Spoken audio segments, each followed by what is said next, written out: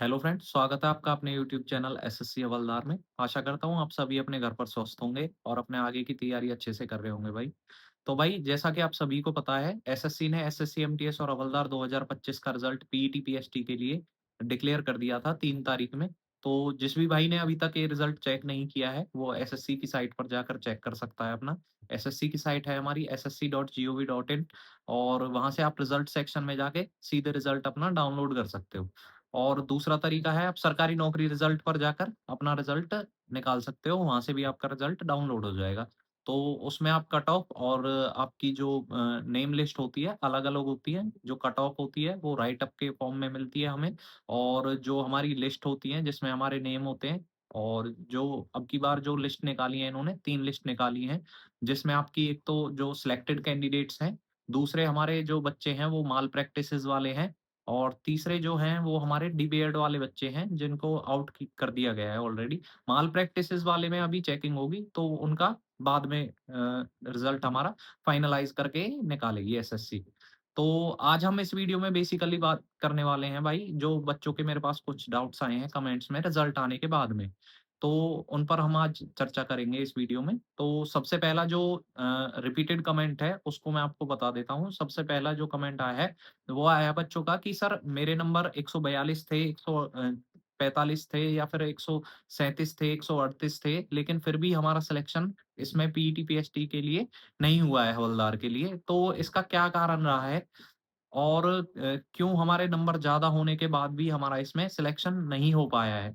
तो इसमें बेसिकली आपके भाई 2 रीज़न हैं। पहला रीज़न है कि आपकी जो प्रेफ़रेंस है आपने प्रेफ़रेंस कम भरी होंगी। जैसे आपकी नॉर्थ की कट ऑफ आप देखोगे, तो नॉर्थ की कट ऑफ आपकी काफ़ी हाई गई है। जो बच्चों ने मतलब सोचा भी नहीं था कि इतनी हाई जा सकती है। तो एक तो आपकी जो नॉर्थ की कट ऑफ है काफ़ी हाई है, जैसे कि आप दिल्ली की देखोगे या फिर चंडीगढ़ की देखोगे या फिर आपका यूपी जो ज़ोन होता है, यूपी स्टेट जिसमें आता है हमारा, उसकी भी कट ऑफ काफ़ी हाई है या फिर जयपुर की हम बात करें, तो ये आपके नॉर्दर्न स्टेट हो जाते हैं और नॉर्दर्न स्टेट्स के ही बच्चे सबसे ज़्यादा तैयारी करते हैं। इसीलिए क्या है, इनकी कट ऑफ ज़्यादा जाती है as compare to southern states. तो ये एक पहली बात तो हमारी प्रेफ़रेंस होगी क्योंकि आपने प्रेफ़रेंस कम भरी होंगी, जिसके कारण आपका सिलेक्शन इसमें नहीं आया है या फिर नेम लिस्ट में आपका नाम नहीं आया है। दूसरा और जो सबसे मेजर रीज़न होता है कि नंबर ज़्यादा आने के बाद भी जैसे 142 नंबर थे एक भाई के, तो उसका फिर भी नंबर नहीं आया इसमें और लिस्ट में नाम नहीं आया है। तो उसका कारण जो सबसे बड़ा है भाई वो है नॉर्मलाइज़ेशन क्योंकि जैसे पेपर में आपका ईज़ी शिफ्ट में आपका पेपर आता है, तो आपका जो पेपर है वो ईज़ी होता है जिसमें दूसरी शिफ्ट के कंपैरिज़न में जो हार्ड शिफ्ट होती हैं उसके कंपैरिज़न में आपके मार्क्स क्या हैं, थोड़े डिक्रीज़ कर दिए जाते हैं और हार्ड शिफ्ट वालों के क्या है इंक्रीज़ कर दिए जाते हैं जिसके कारण हमारा क्या है एसएससी नॉर्मलाइज़ करती है मार्क्स को।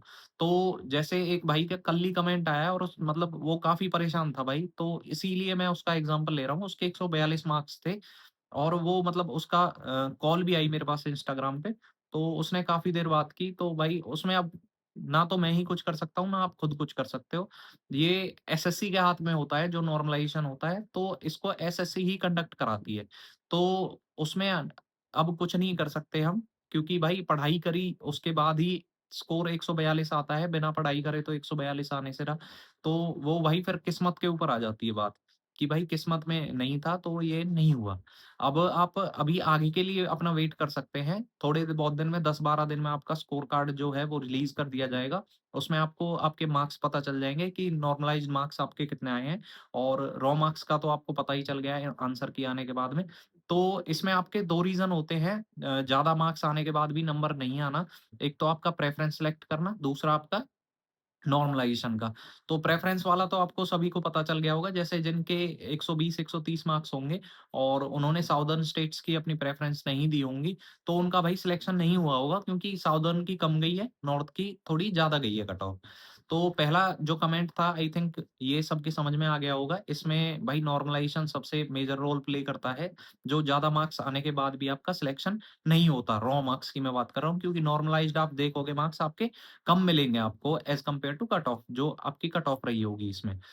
उसके बाद जो सेकंड सबसे ज़्यादा कमेंट आया है, वो आया है कि सर मेरा जो सिलेक्शन है वो हवलदार पीईटी, पीएसटी में हो गया है और जो मैंने प्रेफ़रेंस दी है, वो एमटीएस की अपनी पहले पर रखी है या फिर दूसरे पर रखी है। तो क्या मुझे दोनों पोस्ट मिलेंगी या फिर मेरा हवलदार में से ही सिलेक्शन होगा अगर मैं हवलदार का पीईटी, पीएसटी दे के आता हूँ? और एक भाई का सबसे अलग कमेंट आया था, उसको भी मैं बता देता हूँ। उसका कमेंट आया था कि सर किसी यूट्यूब चैनल से मैंने देखा है कि अगर हम पीईटी, पीएसटी दे के आते हैं, हमारा जैसे पीईटी, पीएसटी में नाम आ गया और हम पीईटी, पीएसटी दे के आते हैं, क्या उसके बाद जो हमारा है, अगर हमारा हवलदार में नाम नहीं आता, तो क्या हम एमटीएस में भी सिलेक्ट नहीं होंगे? क्योंकि अब की बार क्या है भाई, अब की बार नंबर ऑफ पोस्ट्स जो हैं एमटीएस की ज़्यादा हैं, उसकी 7,000 के समथिंग है और हवलदार की 1 डेढ़ हज़ार के समथिंग ही पोस्ट हैं।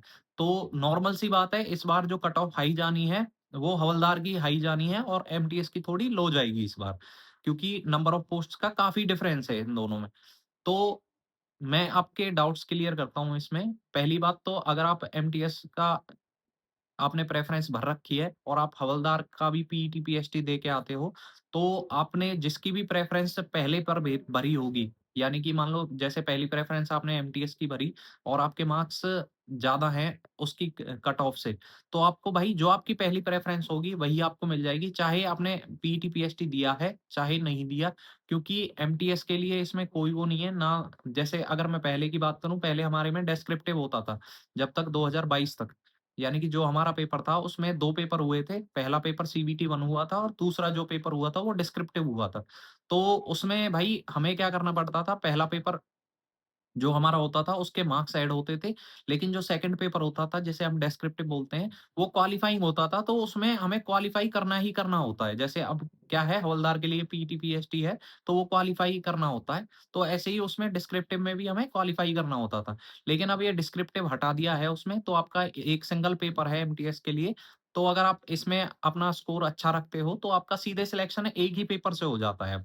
तो मैं आपको यही बताना चाहूँगा कि एमटीएस के लिए आपको कोई वो नहीं है। अगर आप हवलदार का भी पीईटी, पीएसटी दे के आते हो और आपका मान लो हवलदार की कट ऑफ ज़्यादा गई है, एमटीएस की कम गई है। अगर आपके एमटीएस के मार्क्स बनते हैं, तो आपको एमटीएस में सिलेक्शन मिलेगा ही मिलेगा। चाहे आप हवलदार का पीईटी, पीएसटी दो, चाहे मत दो, तो उसमें सिलेक्शन होना ही होना है, क्योंकि एमटीएस के लिए कोई प्रोविज़न नहीं है ऐसा कि भई आप हवलदार का पीईटी, पीएसटी दोगे, तो आपको एमटीएस से आउट कर दिया जाएगा। तो वो आपके मार्क्स पर डिपेंड करेगा पूरा-पूरा कि आप मार्क्स अच्छे हैं, तो आपका सिलेक्शन किसी में भी हो सकता है, एमटीएस में भी और हवलदार में भी, वो आपकी प्रेफ़रेंस पर डिपेंड करेगा। अगर जैसे काफ़ी सारे भाइयों का कमेंट आया है कि सर मैंने क्या है कि मेरा पीईटी, पीएसटी में भी हो गया है और मैंने प्रेफ़रेंस अपनी पहली एमटीएस की रखी है। तो भाई मैं क्लियर कर देता हूँ आपकी, ये सारा खेल प्रेफ़रेंस पर डिपेंड करेगा और प्रेफ़रेंस पर भी जैसे काफ़ी सारे भाइयों ने क्या किया है, ज वो हरियाणा के रहने वाले हैं और उन्होंने चंडीगढ़ ज़ोन सेलेक्ट कर लिया है पहले पर। तो आपको भाई जो भी प्रेफ़रेंस आपकी पहली है, वही प्रेफ़रेंस आपको मिल जाएगी। आपने जैसे चंडीगढ़ ज़ोन सेलेक्ट किया है, तो चंडीगढ़ ज़ोन आपको पहले ही मिल जाएगा, क्योंकि चंडीगढ़ ज़ोन की दिल्ली ज़ोन से कट ऑफ कम जाती है थोड़ी, दिल्ली ज़ोन की सबसे हाई कट ऑफ रहती है। तो एमटीएस में भी और हवलदार में भी, क्योंकि मोस्टली प्रेफ़र करते हैं, एक तो ये एक्स सिटी में आती है जो हमारी दिल्ली है और चंडीगढ़ है हमारी, वो वाई सिटी में आती है, उसमें हमारा एचआरए कम होता है। तो लगभग-लगभग हमारा 2 ढाई हज़ार रुपए के समथिंग इनमें डिफ़रेंस आ जाता है सैलरी में। तो आगे अगर हम बात करें इसमें, तो ये हमारी प्रेफ़रेंस का खेल है सारा इसमें। अगर बच्चे एमटीएस सेलेक्ट कर रहे हैं, तो उनको एमटीएस मिलेगी अगर स्कोर उनका ज़्यादा है उनकी प्रेफ़रेंस से। और अगर हवलदार उनकी पहली प्रेफ़रेंस है और उनका पीईटी, पीएसटी क्लियर हो जाता है, तो उनको भाई हवलदार मिल जाएगी। और अगर कोई बच्चा पीईटी, पीएसटी नहीं देता है, तो वो एमटीएस के लिए भाई एलिजिबल रहेंगे, चाहे वो पीईटी, पीएसटी दें, चाहे ना दें। तो मैं तो सभी से यही कहूँगा कि अपना अच्छे से पीईटी, पीएसटी दे के आएँ, अगर आपका सिलेक्शन हुआ है इसमें और भाई कट ऑफ काफ़ी हाई है इसकी, तो ज़रूर दे के आएँ इसमें पीईटी, पीएसटी, क्योंकि ये काफ़ी मतलब अच्छा चांस है सभी बच्चों के लिए, हवलदार में आने के लिए, अगर आप हवलदार में आना चाहते हो। तो आई थिंक भाई आपके दोनों डाउट इस वीडियो में क्लियर हो गए होंगे, बाकी आगे बात करेंगे। वीडियो को लाइक करें, चैनल को शेयर और सब्सक्राइब करें और अगर कोई भाई मुझसे डायरेक्टली बात करना चाहता है, तो वो मेरी इंस्टाग्राम आईडी पर साहिल बालियान 9052 पर मुझे टेक्स्ट करके फ़ॉलो करके मुझे टेक्स्ट कर सकता है। उसके बाद ही मैं रिप्लाई करूँगा, क्योंकि क्या होता है वो रिक्वेस्ट में आ जाते हैं और वो हिडन रिक्वेस्ट में चले जाते हैं। जैसे काफ़ी सारे भाइयों के मैंने कल भी खोले हैं मैसेज, तो वो हिडन रिक्वेस्ट में मैसेज चले जाते हैं। अगर आप फ़ॉलो करके टेक्स्ट करोगे, तो वो ओपन रिक्वेस्ट में आता है। तो आप पहले फ़ॉलो करें, उसके बाद टेक्स्ट करें मेरे पास इंस्टाग्राम पे, तो वो डायरेक्टली मैसेज मेरे पास आ जाते हैं। तो चलिए भाई, इस वीडियो में इतना ही। बाकी चैनल को शेयर करें, सब्सक्राइब करें और वीडियो को लाइक करें। Thank you.